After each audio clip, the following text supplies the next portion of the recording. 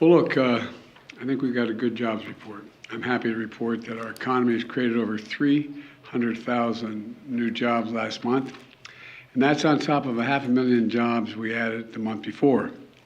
All told, we've created more than 12,000 jobs since I took office, nearly 8,000 of the manufacturing jobs.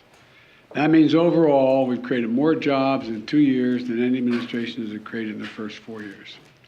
And I think all this matters. It's no accident. It means our economic plan is working. And when I took office, the recovery and the economy there was no recovery and the economy was reeling. And 18 million people were unemployed on unemployment insurance compared to less than 2 million today. Unemployment was 6.3%, and nonpartisan Congressional Budget Office predicted it wouldn't get below 4% until 2026.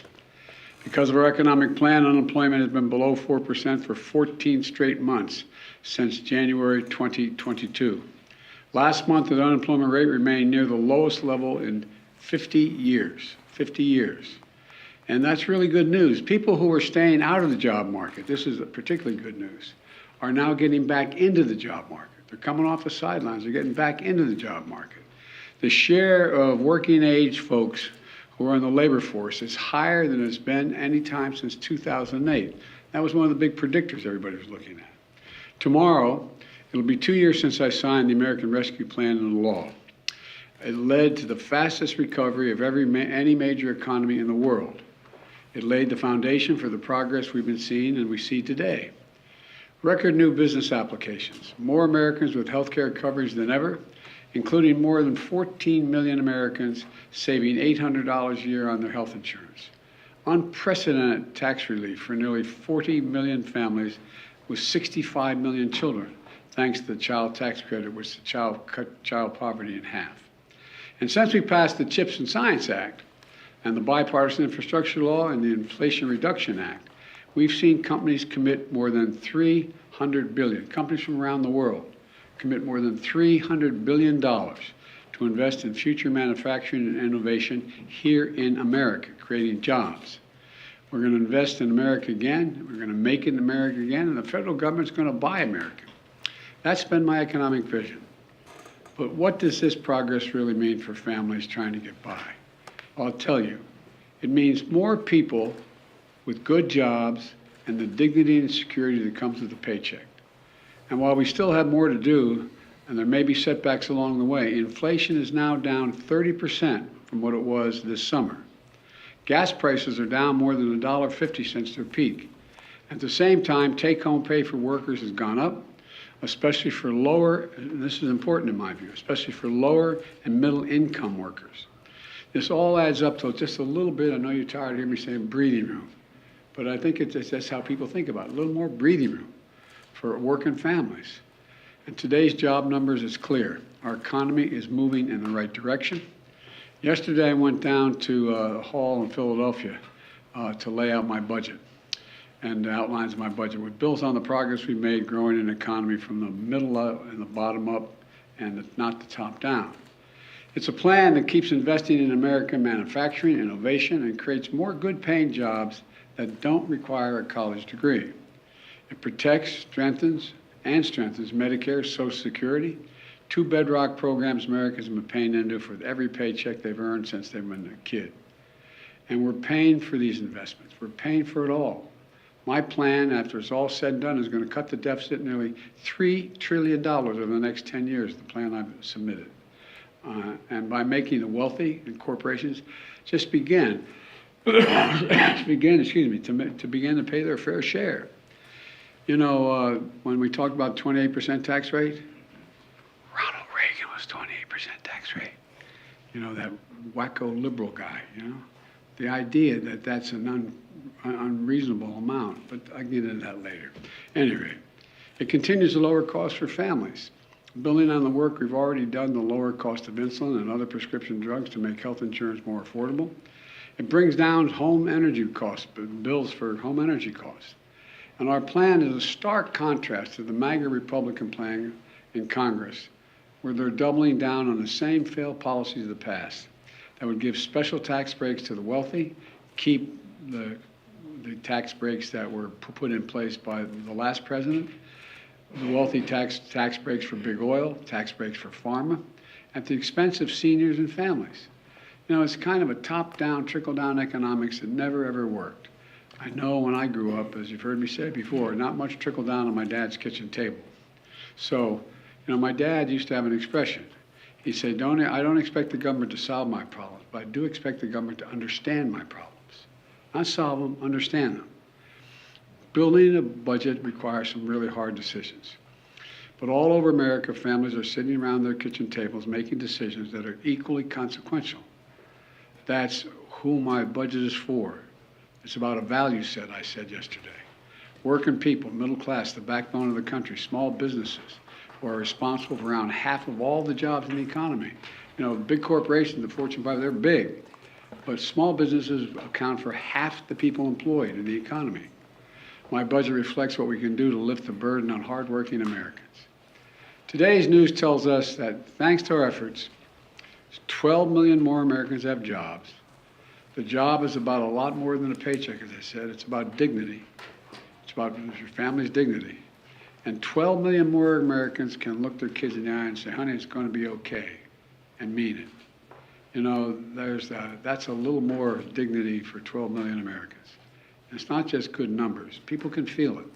People are moving back into work. But this may be the part that pleased me the most about the report, the jobs report, is people who've been staying out of the job market are moving back in, beginning to move back in. Jobs are available. People are working again. They're becoming more optimistic about their future.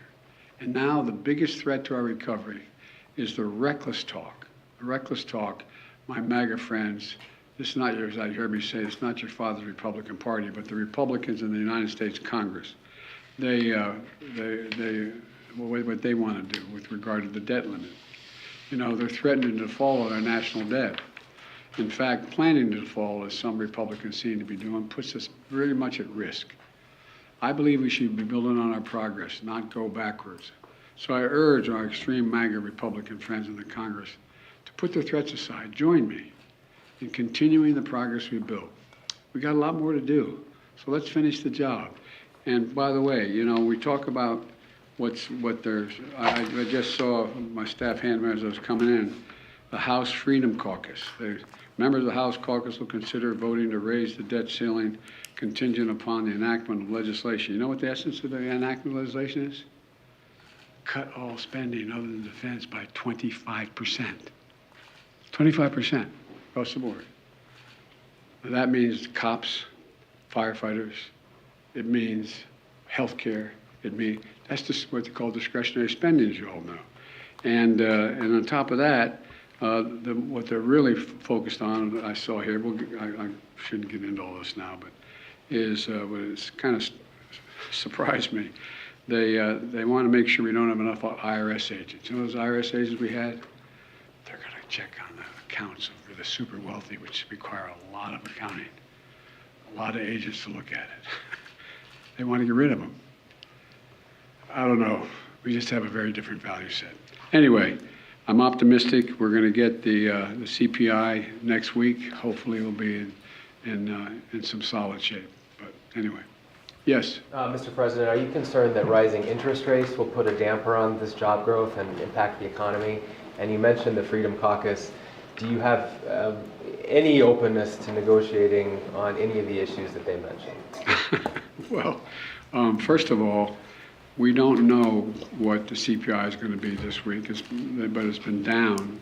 Interest rates have been down. The inflation's been down for many weeks in a row now.